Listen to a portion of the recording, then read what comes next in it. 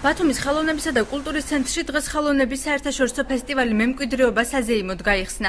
ფესტივალის გახსნასთან დაკავშირებით ხელოვნების ცენტრის ფოიეში ფოტოგამოფენა მოეწყო სახელწოდებით მთიანი აჭარის არქიტექტურა, რომლის მიზანს აჭარული ტრადიციების არქიტექტურის უნიკალურობის წარმოჩენა წარმოადგენდა. პარალელურად გაიმართა ნიკა ფუტკარაძის კრებულის ჩირუხის ყვავილების პრეზენტაცია. გამოფენაზე 50 ფოტოს გარდა, სადაც ასახულია როგორც საცხოვრებელი სახლები, ასევე სამეურნეო ნაგებობები, საინჟინრო დეტალები, ხიდები და ასე შემდეგ. წარმოდგენილია აჭარის ეთნოგრაფიული მუზეუმის ღია ცის ქვეშ პროექტი. გამოფენის მიზანია კიდევ ერთხელ გავახსენოთ ქართულ საზოგადოებას აჭარლებს, რომ გვაქვს ასეთი ფასდაუდებელი ძვირფასი მემკვიდრეობა, რომელსაც ქვია აჭარული საცხოვრებელი სახლი და რომელიც აუცილებლად უნდა გადავარჩინოთ, მოუაროთ, გაუფრთხილდეთ. ფესტივალი რეჟისორ დავით ქემხაძის ფილმის ბევრეთის ჩვენებით გაიხსნა. მოკლემეტრაჟიან დოკუმენტურ ფილმში ასახულია წმინდა თეკლას ისტორია, მისი აღსაყდრების სირთულეები.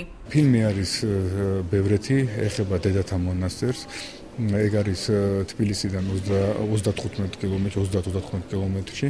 სოფელი არის ეგეთი, იქ არის დედათა მონასტერი დაარსებული. აი როგორ მოღვაწეობენ დედები, რა ტიპიკონზე არიან.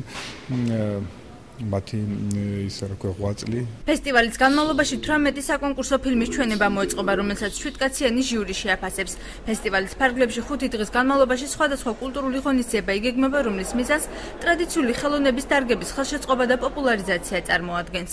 ეს ფესტივალი ყველა ქართულ ფესტივალთა შორის და განსაკუთრებით ბათუმში, რომელიც ტარდება, თავის ადგილს დაიმკვიდრებს.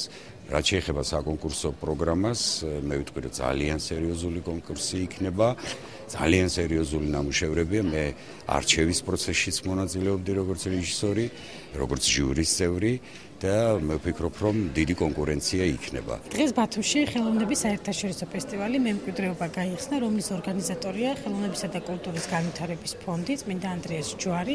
ფესტივალის ფარგლებში ერთი კვირის განმავლობაში ბათუმში დაგეგმილია სხვადასხვა სახის შემოქმედებითი ღონისძიებები, მათ შორის გაიმართება კინოკონკურსი, გამოყენებითი ხელოვნების ნიმუშების გამოფენა, თეატრალური წარმოდგენა ხულოს დრამატულ თეატრში. ფესტივალი ხელოვნებისა და კულტურის განვითარების ფონდის წმინდა ანდრიას ჯვარისა და აჭარის კულტურისა და სპორტის სამინისტროს მხარდაჭერით განხორციელდა.